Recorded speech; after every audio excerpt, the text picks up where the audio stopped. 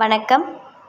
மாயமான் அத்தியாயம் 5 ஸ்ரீகலா அவர்கள் எழுதியது தொடர்கிறது. வீடியோக்குள்ளே நம்ம போகிறதுக்கு முன்னாடி நம்ம சேனல் பிடிச்சிருந்துச்சுன்னா லைக் பண்ணுங்கள், ஷேர் பண்ணுங்கள், சப்ஸ்கிரைப் பண்ணுங்கள். இந்த மாதிரி நிறைய கதைகளை உங்களுக்கு தர்றதுக்கு நாங்கள் காத்திருக்கிறோம். நியூயார்க் நகரத்தில் இருக்கிற பிரபலமான மருத்துவமனையில் கார் தரிப்பிடத்தில் காரை நிறுத்திய செந்தில் அதிலிருந்து இறங்கி காரை பூட்டி விட்டு மருத்துவமனையை நோக்கி நடந்தார். அவர் இந்த மருத்துவமனையோட தலை சிறந்த மகப்பேறு மருத்துவர். அவர் பார்த்த பிரசவங்கள் அனைத்துமே சுகப்பிரசவமே. எத்தனை சிக்கலான பிரசவமாக இருந்தபோதும் அவரது கைப்பட்டால் அது சுகப்பிரசவமாகிடும். அதற்காகவே அவரை தேடி வருபவர்கள் அதிகம். அவரும் எந்த நேரத்திலையும் தயங்காது இன்முகத்துடன் தனது கடமையை செய்தார். அன்பான காதல் மனைவி சாந்தி. அவர்களது காதலுக்கு சாட்சியாக ஒரே ஒரு மகன் இருக்கிறான். பெயர் ராகேஷ். தந்தையை பின்பற்றி அவனும் இதே மருத்துவமனையில் தந்தையின் கீழ் மகப்பேறு மருத்துவராக பணியாற்றி வருகிறான். செந்தில் சீனியர் என்றால் இவன் ஜூனியர். தந்தை இல்லாத போது இவன்தான் பிரசவங்களை கையாள்வான். ஆக மொத்தம் இந்த மருத்துவமனை மகப்பேறு மருத்துவம் இவர்களையே நம்பியிருந்தது. மருத்துவமனை வந்த செந்தில் வழக்கம் போல் தனது கடமையில் மூழ்கிவிட்டார். அப்போது அவரது அலைபேசி அழைத்தது. ராகேஷ் தான் அவரை அழைத்திருந்தான். பொதுவாக வேலை நேரத்தில் ராகேஷ் அவரை தொந்தரவு செய்வது கிடையாது. அதனால் ஏதேனும் அவசரமோ என்றெண்ணி அவர் அலைபேசியை உயிர்ப்பித்தார். டேட், பேஷண்ட் லாராவோட ஃபைல் வேணும். உங்கள் சிஸ்டமில் எந்த ஃபோல்டரில் இருக்குது? தந்தையின் கணினி முன் அமர்ந்தபடி அவன் கேட்டான். இருவருக்கும் இடையில் எந்த ரகசியமும் கிடையாது. செந்தில் லாராவின் கோப்பு பற்றி குறிப்பிட்டு சொல்லிவிட்டு அழைப்பை துண்டித்துவிட ராகேஷ் அவர் கூறியபடி சென்று லாராவை பற்றிய குறிப்புகளை படிக்க ஆரம்பித்தான். தனக்கு தேவையானவற்றை குறிப்பு எடுத்து கொண்டவன் கணினியை அணைக்க முற்பட்ட போது அவனது கைப்பட்டு வேறு ஒரு கோப்பு திறந்திருந்தது. சித்த மருத்துவ குறிப்புகள் என்ற தலைப்பிட்டு இருந்ததை கண்டவன் ஆவலோடு அதை படிக்க ஆரம்பித்தான். படிக்க படிக்க பிரமித்து போனான். தந்தையின் அறிவை எண்ணி அவன் மெச்சி கொண்டான். தந்தை கண்டுபிடித்த மருந்துகளை முறைப்படி அரசாங்க அனுமதி பெற்று சந்தைப்படுத்தினால் உலகில் முதல் பணக்காரர்கள் பட்டியலில் இவர்களுக்குத்தான் முதலிடம். இப்படி ஒரு பொக்கிஷம் கையில் இருப்பதை என்கிட்ட சொல்லவே இல்லையே டேட் என்று தனக்குள் சொல்லி கொண்டவன் கணினியை அணைத்துவிட்டு எழுந்தான். அறையை விட்டு வெளியே வந்தவனை அவனது அன்னை சாந்தி உணவு உண்ண அழைத்தார். ராகேஷ், சாப்பிட்டு விட்டு போ.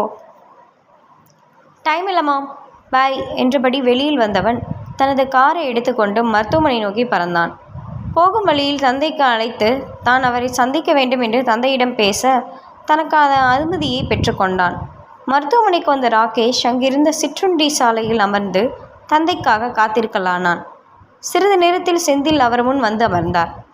சொல்ல ராகேஷ் என்றவரை கூர்ந்து பார்த்தவன், உங்களுக்கு சித்த மருத்துவம் பற்றி தெரியுமா டேட் என்று கேட்டான். அவன் சொன்னதை கேட்டு அவரது முகம் ஒரு மாதிரியாய் மாறிப்போனது.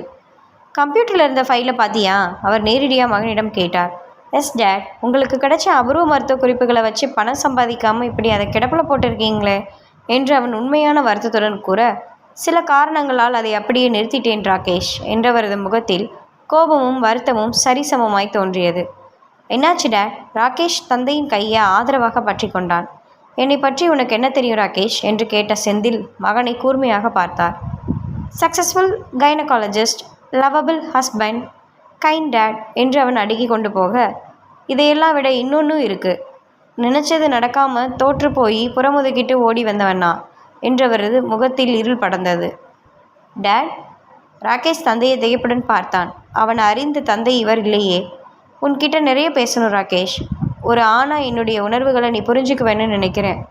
என் வாழ்வோட மறுபக்கத்தை அவங்ககிட்ட சொல்லணும்னு நினைப்பேன். ஆனால் அதுக்கான சந்தர்ப்பம் தான் இது வரைக்கும் அமைஞ்சதில்லை. இனியும் சொல்லாமல் இருப்பதில் அர்த்தமும் இல்லை. நான் சாதிக்காததை நீ சாதிக்கணும் என்றவர், இப்போ டைம் இல்லை ராகேஷ், நைட்டு பேசுவோம். அவனிடம் விடை பெற்று சென்று விட அவன் செல்லும் தந்தையை பார்த்தபடி அமர்ந்திருந்தான். இரவு உணவு உண்டுவிட்டு ஈசி நாற்காலியில் அமர்ந்திருந்த கந்தன் மகன் வசந்தகுமாரிடம், நம்பூதிரிகளை வர சொல்லிட்டியா வசந்தா என்று கேட்க, சொல்லியாச்சுப்பா என்றவர் அப்படியே கண்மூடி படுத்திருக்க வசந்தகுமார் உள்ளே சென்று விட்டார். அப்போது கந்தன் முன் வந்து நின்ற அருவம் மெல்ல உருவம் பெற துவங்கியது. அந்த உருவத்தை அடையாளம் கண்டுகொண்ட கந்தனின் உதடுகள் செல்லி என்று மெல்ல முணுமுணுத்தது. பரவாயில்லையே, உனக்கு என்ன அடையாளம்லாம் தெரியுது? எக்கால குரலில் சொன்ன செல்லி வாய்விட்டு சிரித்தாள்.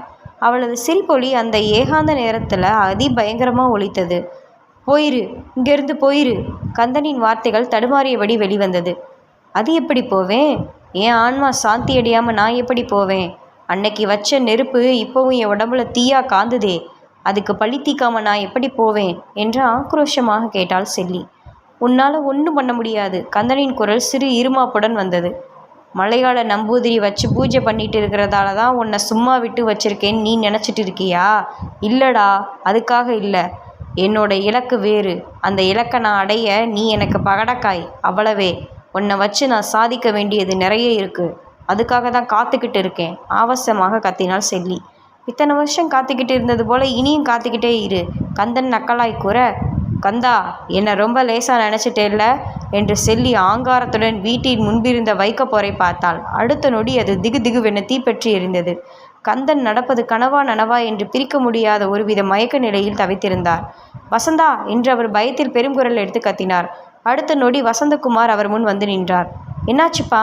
மகனது அழைப்பில் விழித்திறந்த கந்தன் சுற்றுமுற்றும் பார்த்தபடி மலங்க மலங்க விழித்தார். வைக்கப்போர் எரிஞ்சு போச்சே என்று அவர் திரும்ப திரும்ப அதையே கூற, முதல்ல தண்ணியை குடிங்கப்பா என்ற வசந்தகுமார் அருகில் இருந்த சொம்பில் இருந்த தண்ணீரை எடுத்து தந்தையிடம் நீட்டினார். அதை வாங்கி கடகடவென பருகிய கந்தன் தன்னை ஆசுவாசப்படுத்தி கொண்டார். இப்போ சொல்லுங்க, வைக்கப்போர் அங்கே என்று வீட்டின் முன்பகுதி நோக்கி அவர் கை காட்ட, வைக்கப்போர் அங்கேயே தான்ப்பா இருக்கு, நல்லா பாருங்க வசந்தகுமார் கூறவும் கந்தன் விழி விரித்து பார்க்க வைக்கப்போர் எரியாமல் அப்படியே இருந்தது. நீங்கள் எதையோ நினச்சி பயந்துட்டு இருக்கீங்கப்பா, வாங்க உள்ளார போய் படுங்க, இன்னைக்கு நான் உங்களுக்கு துணைக்கு படுக்கிறேன் என்று வசந்தகுமார் தந்தையை வீட்டினுள் அழைத்து சென்றார். அந்த காட்சியை கண்ட செல்லி, இனி அரூபம் செல்லி என்று அழைக்கப்படும், தனக்குள் நகைத்து கொண்டாள். இது ஆரம்பம்தான் என்று சொல்லி கொண்டவளின் விழிகள் பழிவெறியில் பளபளத்தது. மறுநாள் காலையில் செல்வா அலுவலகத்துக்கு கிளம்பி கொண்டிருந்தான். அவன் முன் வந்து நின்ற சுபத்ரா, இங்கே வந்ததும் வராததுமா இங்குள்ள மக்கள்கிட்ட சண்டைக்கு நிற்காதேடா என்று அறிவுரை கூற, அம்மா, ஒருத்தன் மர்மமான முறையில் இறந்து கிடக்கிறான், அதை பற்றி விசாரிக்கக்கூடாதா? அவங்க சொல்கிற மாதிரிலாம் தெய்வம் தண்டிச்சிருக்குன்னு சொல்கிறீங்களா? அப்படி சொல்லலை செல்வா, கொஞ்சம் நிறுத்தி நிதானமா, அதுக்குள்ளே இறந்தவன் உடல் அழுகி போயிருமா, உன்கிட்ட பேச முடியாது என்று சுபத்ரா சலித்து கொண்டார். தட்ஸ் குட் மம்மி என்று அவரது தாடையை பற்றி கொஞ்ச, போடாங் அம்மி, அவர் டிரைவிங்குடன் அவனிடம் செல்லமாய் கோபித்து கொண்டார். வர வர நீங்கள் சந்தானத்துக்கே டஃப் கொடுக்குறீங்கம்மா என்றவன் சிரித்தபடி தனது வேலைக்கே கிளம்பினான். அவன் ஜீப்பில் ஏறும்போது ஒருவன் அங்கு வந்தான். வந்தவன் செல்வாவை கண்டு பூரித்து போனவனாய் அவனை மேலிருந்து கீழாக ஆசையோடும் ஆர்வத்தோடும் பார்த்து வைத்தான். இது யாரு? நம்ம பையனை மாப்பிள்ளை பார்க்குற மாதிரி பார்க்கறது? சுபத்ரா யோசித்தபடி நின்றிருந்தார். முத்துவிற்கு அவனை நன்கு அடையாளம் தெரிந்தது. என்ன வீரா, எப்படி இருக்க? ரொம்ப நாளாக ஆளக்கானோம் என்று உரிமையோடு விசாரித்தான். ஆமாஞ்சாமி, கொல்லிமலைக்கு சித்தரை தேடி பயணம் போயிருந்தேன். சித்தரை பார்த்தியா? ஆமாஞ்சாமி, சித்தரை தரிசித்து ஆசீர்வாதம் வாங்கிட்டு வந்தேனுங்க. அப்போ நீ ரொம்ப பெரிய ஆளு தான். முத்து அவனை பாராட்ட வீரா கூச்சத்தில் நெளிந்தான். முத்து, யார் இது? செல்வா முத்துவிடம் வீராவை பற்றி விசாரித்தான். நம்ம மைனாவுக்கு சொந்தம் சார். செல்வாவிடம் பதில் கூறிய முத்து வீராவிடம், மைனாவை பார்க்க வந்தியா என்று கேட்க வீராவும் ஆம் என்பது போல் தலையாட்டினான். அவனை ஒரு பார்வை பார்த்தபடி செல்வா முத்துவிடம், வண்டி எடுங்க முத்து என்று கூற மறுபேச்சு பேசாது முத்து ஜீப்பை கிளப்பி கொண்டு சென்றான். வீராவின் விழிகள் செல்வாவை வாஞ்சையுடன் பார்த்து ரசித்தது. என்று சுபத்ரா தொண்டையை செருமி அவனது கவனத்தை தன் பக்கம் திருப்பினார். அம்மா வணக்கமுங்க. வீரா அவருக்கு பெரிய கும்பிடு போட்டு வணக்கம் வைத்தான். மைனாவை கூப்பிடவா? இல்லைம்மா, நான் பார்க்க வந்தது உங்களை தான். என்னையவா? எதுக்கு என்று அவர் யோசனையுடன் கேள்விகள் கேட்க, என்ன உங்களுக்கு தெரியாதும்மா, ஆனால் உங்கள் வீட்டையாவுக்கு என்ன நல்லா தெரியுமா. நான் ஐயா ஆஃபீஸில் வேலை பார்த்தபோது பியூன் மாரிக்கு சொந்தக்காரன். கணவரை பற்றி அவன் கூறியதும் சுபத்ரா யோசனையாய் அவனை பார்த்தார். அப்போதுதான் அவன் அந்த விஷயத்தை அவரிடம் கூறினான். அதை கேட்டவர் பதட்டத்துடன் சுற்றுமுற்றும் பார்த்தபடி உள்ள வாங்க என்று அழைத்து சென்றார். வீரா எல்லாவற்றையும் கூற கூற அவனுக்கு விஷயம் நன்கு புரிந்தது.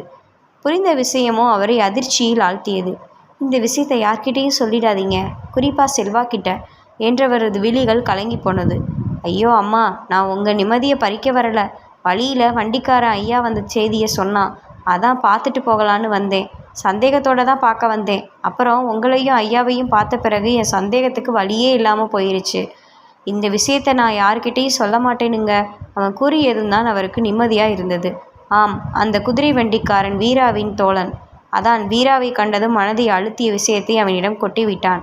ஏனெனில் இந்த விஷயம் வீராவுக்கு தெரியுமே. அப்போ நான் கிளம்புறேம்மா என்றவன் கிளம்ப ஆயத்தமாக, சாப்பிட்டு போங்க என்று சுபத்ராவை பார்த்து புன்னகைத்தது வீரா. என் மனசு வயிறு நிறைஞ்சு கிடக்கு தாயி, இது போதும் எனக்கு, என் வாழ்க்கை முழுமைக்கும் இது போதும் என்றவன் மகிழ்ச்சியுடன் வீட்டை விட்டு வெளியில் வந்தான். சமையலறையில் இருந்த மைனா அனைத்தையும் கேட்டுவிட்டாள். அவள் மௌனமாக கண்ணீர் விட்டாள். அவளது மனம் செல்லி செல்லி என்று விடாது அரற்றியது. தொடரும்.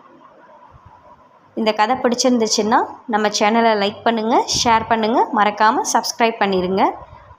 இது போல் நிறைய கதைகளை உங்களுக்கு தர்றதுக்காக நாங்கள் காத்துக்கிட்டு இருக்கோம். நன்றி.